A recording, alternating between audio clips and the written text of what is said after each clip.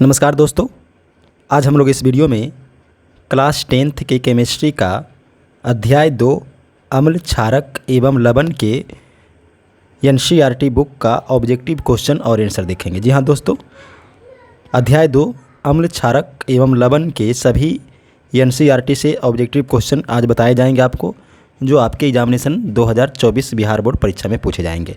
तो दोस्तों वीडियो को लास्ट तक देखें, एक एक ऑब्जेक्टिव क्वेश्चन आपके लिए इंपॉर्टेंट है। सभी ऑब्जेक्टिव क्वेश्चन को आप नोट करते जाइए। चलिए दोस्तों शुरू करते हैं आज का वीडियो। पहला क्वेश्चन देखिए, क्या होता है जब एक परख नली में अम्ल का विलयन एक क्षार विलयन के साथ मिलाया जाता है? क्या होता है जब एक परख नली में एक अम्ल का विलयन एक क्षार के साथ मिलाया जाता है? पहला ऑप्शन है विलयन का ताप बढ़ता है, दूसरा है विलयन का ताप घटता है, तीसरा है विलयन का ताप समान रहता है और चौथा है विलयन का निर्माण होता है, लवण का निर्माण होता है। तो देखिए इसका आंसर हो जाएगा ऑप्शन ए में दिया हुआ है केवल एक, यानी विलयन का ताप बढ़ता है। ऑप्शन बी है 1 तथा 3, ऑप्शन सी है 2 तथा 3 और ऑप्शन डी है 1 तथा 4। तो जब अम्ल और क्षार एक साथ मिलाएंगे तो लवण का भी निर्माण होगा और विलयन का ताप भी बढ़ेगा, यानी 1 और 4 दोनों सही होगा। ऑप्शन डी हो जाएगा सही। दूसरा क्वेश्चन है, एक जलीय विलयन लाल लिटमस विलयन को नीला कर देता है। निम्नलिखित में से किसके विलयन को अधिक में मिलाने पर यह परिवर्तन व्युत्क्रमित हो जाता है? ऑप्शन ए है बेकिंग पाउडर, बी है अमोनियम हाइड्रोक्साइड विलयन, सी है चूना और डी है हाइड्रोक्लोरिक अम्ल। सही आंसर होगा ऑप्शन डी हाइड्रोक्लोरिक अम्ल। नेक्स्ट क्वेश्चन देखिए, तीसरा दिया हुआ है, एक आर्द्र दिन में हाइड्रोजन क्लोराइड गैस के विरचन के दौरान गैस को सामान्यतः कैल्शियम क्लोराइड युक्त रक्षित नली से गुजारा जाता है। रक्षित नली के लिए कैल्शियम क्लोराइड का क्या कार्य है? ऑप्शन ए है मुक्त गैस को अवशोषित करना, ऑप्शन बी है गैस को नमी प्रदान करना, ऑप्शन सी गैस से नमी को अवशोषित करना, ऑप्शन डी है मुक्त गैस से क्लोरीन आयनों को अवशोषित करना। तो सही आंसर हो जाएगा ऑप्शन सी गैस से नमी को अवशोषित करना। नेक्स्ट क्वेश्चन हम लोग देखते हैं। चौथा क्वेश्चन कहता है, निम्नलिखित में से कौन सा लवण क्रिस्टलीकरण जल नहीं रखता है? कौन सा लवण क्रिस्टलीकरण जल नहीं रखता है? ऑप्शन ए है नीला थोथा, बी है बेकिंग सोडा, सी है धोबन सोडा और डी है जिप्सम। तो सही आंसर हो जाएगा ऑप्शन बी बेकिंग सोडा। पांचवा क्वेश्चन है, सोडियम कार्बोनेट क्षारकीय लवण है क्योंकि यह लवण है। ऑप्शन ए है प्रबल अम्ल तथा प्रबल क्षारक का, ऑप्शन बी है दुर्बल अम्ल तथा दुर्बल क्षारक का, ऑप्शन सी है प्रबल अम्ल तथा दुर्बल क्षारक का और ऑप्शन डी है दुर्बल अम्ल तथा प्रबल क्षारक का। तो सही आंसर हो जाएगा देखिए डी, सोडियम कार्बोनेट जो है दुर्बल अम्ल और प्रबल क्षारक का लवण होता है। छठा क्वेश्चन है, दांत का इनेमल में कैल्शियम फॉस्फेट होता है, इसकी प्रकृति होती है। ऑप्शन ए है क्षारकीय, बी है अम्लीय, सी है उदासीन और डी है उभयधर्मी। सही आंसर हो जाएगा ऑप्शन ए क्षारकीय। नेक्स्ट क्वेश्चन देखिए 7 नंबर में कहता है, मृदा के एक नमूने को जल में मिश्रित किया गया तथा इसे अस्थिर छोड़ दिया गया। स्वच्छ अधिप्लवी विलयन पीएच पत्र को पीला नारंगी कर देता है। निम्नलिखित में से कौन सा पीएच पत्र रंग को हरा नीला कर देगा? ऑप्शन ए है नींबू रस, बी है सिरका, सी है साधारण लवण और डी है एक प्रति अम्ल। तो सही आंसर हो जाएगा ऑप्शन डी एक प्रति अम्ल। आठवां क्वेश्चन है, निम्नलिखित में से कौन अम्लीय सामर्थ्य का बढ़ता हुआ सही क्रम है? ऑप्शन ए है जल एसिटिक अम्ल हाइड्रोक्लोरिक अम्ल, ऑप्शन बी है जल हाइड्रोक्लोरिक अम्ल और एसिटिक अम्ल, ऑप्शन सी है एसिटिक अम्ल जल हाइड्रोक्लोरिक अम्ल, ऑप्शन डी है हाइड्रोक्लोरिक अम्ल जल और एसिटिक अम्ल। तो देखिए ये जो दिया हुआ है सीक्वेंस, उसमें अम्लीय सामर्थ्य का बढ़ता हुआ सही क्रम होगा ऑप्शन ए, जल का अम्लीयता सबसे कम, उसके बाद एसिटिक अम्ल का थोड़ा सा ज़्यादा और हाइड्रोक्लोरिक अम्ल सबसे अधिक अम्लीयता वाला गुण दिखलाएगा। तो ऑप्शन जो है इसका दोस्तों हो जाएगा ऑप्शन ए सही। नेक्स्ट क्वेश्चन देखिए 9 में, एक विद्यार्थी के हाथ पर दुर्घटनावश सांद्र अम्ल की कुछ बूंदें गिर जाती है, उसे क्या करना चाहिए? ऑप्शन ए है हाथ को लवणीय जल से धोएं, ऑप्शन बी है हाथ को जल की अधिक मात्रा से धोएं तथा सोडियम हाइड्रोजन कार्बोनेट का पेस्ट लगा लें, ऑप्शन सी है हाथ को जल की अधिक मात्रा से धोकर सोडियम हाइड्रोक्साइड का विलयन लगाएं और डी है प्रबल क्षार के साथ अम्ल को उदासीन करे। तो सही आंसर हो जाएगा इसका, देखिए ऑप्शन बी, हाथ को जल की अधिक मात्रा से धोएं तथा सोडियम हाइड्रोजन कार्बोनेट का पेस्ट लगा लें। क्वेश्चन नंबर 10 देखिए, सोडियम हाइड्रोजन कार्बोनेट को जब एसिटिक अम्ल में मिलाते हैं तो एक गैस निकलती है। मुक्त गैस के संदर्भ में कौन सा कथन सत्य है? ऑप्शन ए, यह चूने के पानी को दुधिया कर देती है। ऑप्शन बी है, यह जलती हुई तीली को बुझा देती है।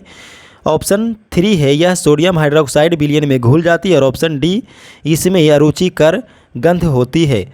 अब देखिए ऑप्शन ए दिया हुआ 1 और 2 यानी दोनों सही हो सकता है। ऑप्शन बी है 1, 2 और 3 तीनों सही हो सकता है। ऑप्शन सी 2, 3 और 4 और ऑप्शन डी है 1 तथा 4। तो सही आंसर हो जाएगा इसका ऑप्शन बी यानी 1, 2 और 3 ये तीनों ऑप्शन सही हो जाएगा। क्वेश्चन नंबर 11 में देखिए, सामान्य लवण रसोई में उपयोग किए जाने के अतिरिक्त किसके निर्माण में कच्चे माल के रूप में उपयोग आता है? सामान्य लवण रसोई में उपयोग किए जाने के अतिरिक्त किसके निर्माण में कच्चे माल के रूप में उपयोग में आता है? ऑप्शन ए है धोबन सोडा, बी है विरंजक चूर्ण, सी है बेकिंग सोडा और चौथा है बुझा हुआ चूना। तो इसका सही आंसर हो जाएगा ऑप्शन सी 1 और 3 यानी कि धोबन सोडा और बेकिंग सोडा। क्वेश्चन नंबर 12 देखिए, बेकिंग पाउडर का एक अवयव सोडियम हाइड्रोजन कार्बोनेट है, इसका एक अन्य अवयव है। ऑप्शन ए है हाइड्रोक्लोरिक अम्ल, बी है टार्टरिक अम्ल, सी है एसिटिक अम्ल और डी है सल्फ्यूरिक अम्ल। सही आंसर हो जाएगा ऑप्शन बी, टार्टरिक अम्ल। 13 में है, दंत क्षय को रोकने के लिए हमें नियमित रूप से दांतों को ब्रश करने की सलाह दी जाती है। सामान्यतः काम में लिए जाने वाले टूथपेस्ट की प्रकृति क्या होती है? ऑप्शन ए है अम्लीय, बी है उदासीन, सी है क्षारकीय और डी है संक्षारक। सही आंसर हो जाएगा इसका ऑप्शन सी, क्षारकीय। अगला क्वेश्चन देखिए 14 नंबर में दिया हुआ है, एक अम्ल तथा एक क्षारक के जलीय विलयन के लिए कौन से कथन सत्य होंगे? ऑप्शन ए है पीएच जितनी उच्च होगी अम्ल उतना ही प्रबल होगा। ऑप्शन बी है पीएच जितना उच्च होगा अम्ल उतना दुर्बल होगा। ऑप्शन 3 है पीएच जितना कम होगा क्षारक उतना ही प्रबल होगा।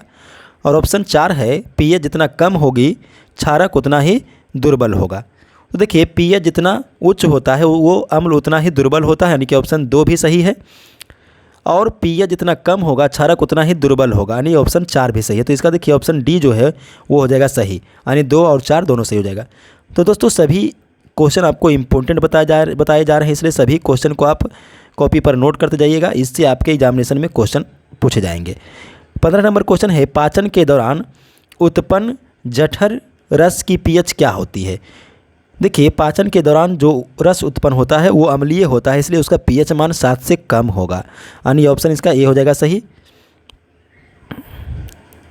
16 नंबर क्वेश्चन में कहता है, जब अम्ल की कुछ मात्रा को जल में मिलाया जाता है तो निम्न में से कौन सी परिघटनाएं होती है? देखिए अम्ल और जल आपस में अभिक्रिया करके उदासीनीकरण अभिक्रिया करता है और लवण का निर्माण करता है यानी 2 और 4 दोनों ऑप्शन इसका सही हो जाएगा। तो देखिए ऑप्शन जो है डी इसका सही हो जाएगा, 2 और 4 दोनों ऑप्शन इसका सही हो जाएगा 16 का। क्वेश्चन नंबर 17 देखिए, दृष्टि दोष युक्त विद्यार्थी के लिए निम्नलिखित में से किसको अम्ल क्षारक सूचक के रूप में प्रयोग कर सकते हैं? ऑप्शन ए है लिटमस, बी है हल्दी, सी है वैनिला सत्त यानी एसेंस और डी है पिटूनिया की पंखुड़ियाँ। 17 नंबर क्वेश्चन फिर से देखिए, दृष्टि दोष युक्त विद्यार्थी के लिए निम्नलिखित में से किसको अम्ल क्षारक सूचक के रूप में प्रयुक्त कर सकते हैं? तो ऑप्शन देखिए इसका सी हो जाएगा सही, वैनिला सत्त। 18 में है, निम्नलिखित में से कौन से पदार्थ तनु अम्ल के साथ उपचार पर कार्बन डाइऑक्साइड नहीं देगा?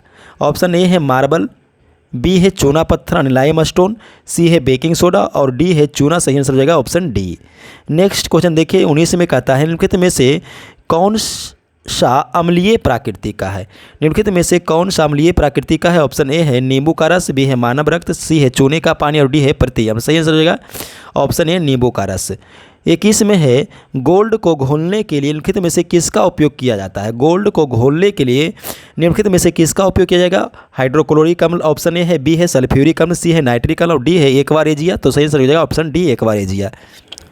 क्वेश्चन नंबर 22 में देखिए, निम्नलिखित में से कौन सा एक खनिज अम्ल नहीं है। निम्नलिखित में से कौन सा एक खनिज अम्ल नहीं है। ऑप्शन ए है हाइड्रोक्लोरिक अम्ल, बी है सिट्रिक अम्ल, सी है सल्फ्यूरिक अम्ल और डी है नाइट्रिक अम्ल। सही आंसर हो जाएगा ऑप्शन बी सिट्रिक अम्ल।